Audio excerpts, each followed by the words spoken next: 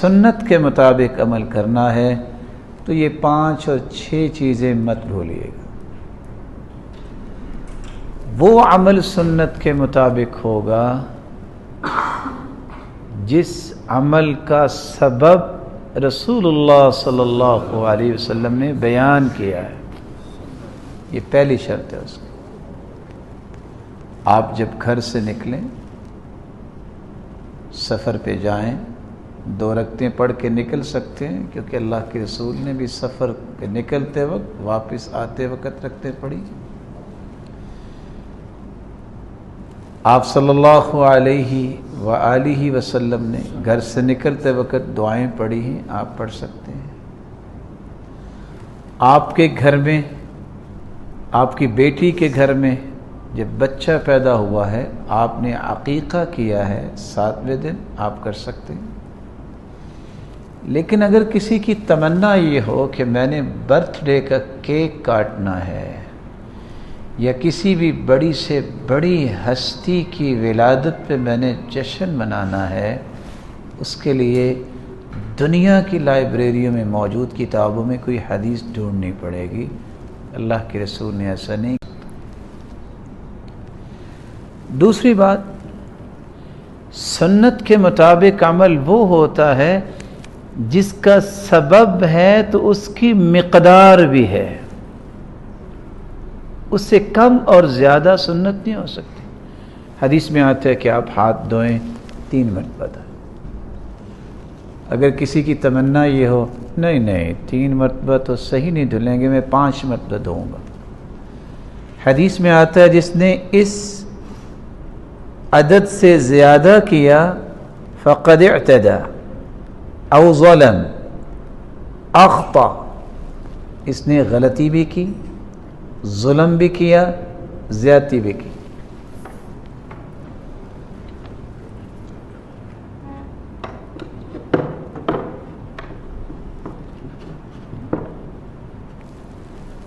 تو جس عمل کو رسول اللہ صلی اللہ علیہ وسلم نے اس کا عدد متعین کر دیا ہے، اس سے زیادہ نہیں کر سکتے۔ کوئی شخص نماز میں اس کو بڑی لذت آتی ہے، وہ کہے نہیں آج نا میں نے فجر کی 4 رکعتیں پڑھنی ہیں فرض،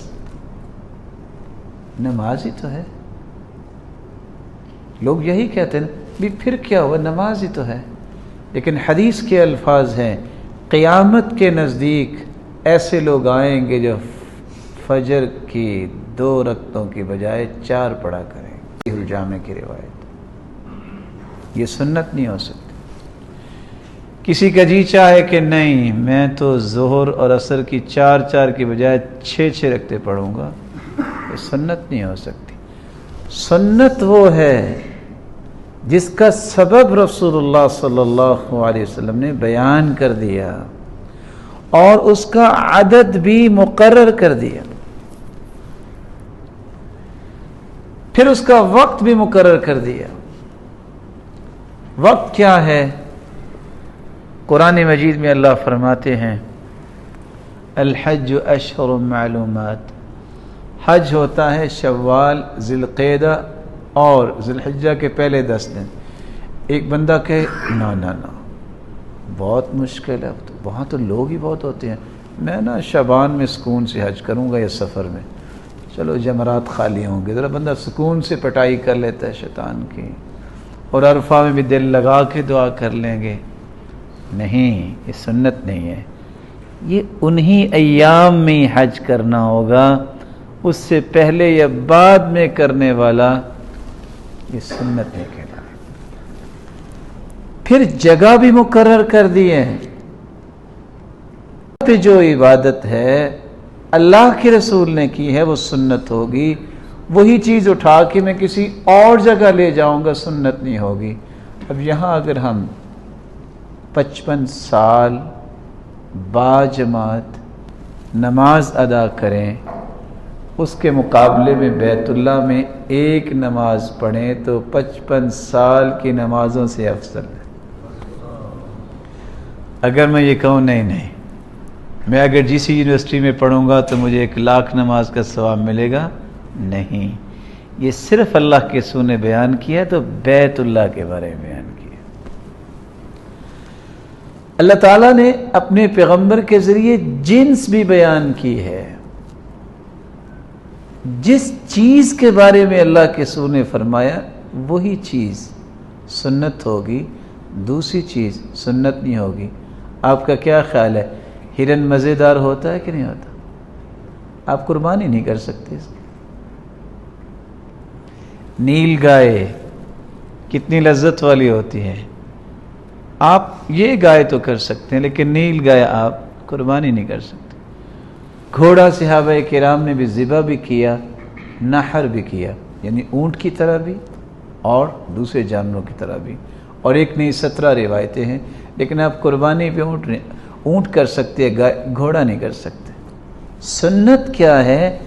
جس کی جنس کا تعین بھی رسول اللہ صلی اللہ علیہ وسلم۔ پھر آرام سے ہاتھ دھو لیں گے، چلو پھر چہرہ دھو لیں گے، وضو ہو جائے گا، اس کی ایک ترتیب ہے۔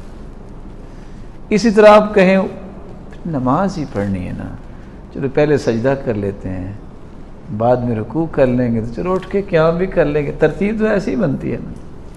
سنت نہیں ہوگی، سنت وہ ہے جو رسول اللہ صلی اللہ علیہ وسلم نے بیان کر دی ہے۔ تو اللہ سے دعا یہ کرنی چاہیے ہمیں سنت کے مطابق عمل کی توفیق دے۔ اور حسن بصری نے سچ کہا تھا، السنہ سفینۃ نوح من رکبها نجا ومن تخلف عنها ہلک۔ سنت یہ نوح علیہ الصلاۃ کی کشتی کی مانند ہے، جو سوار ہو گئے تھے وہ بچ گئے، باقی سارے ڈوب گئے تھے۔ اللہ تعالی ہمیں سنت کے مطابق عمل کی توفیق عطا فرمائے۔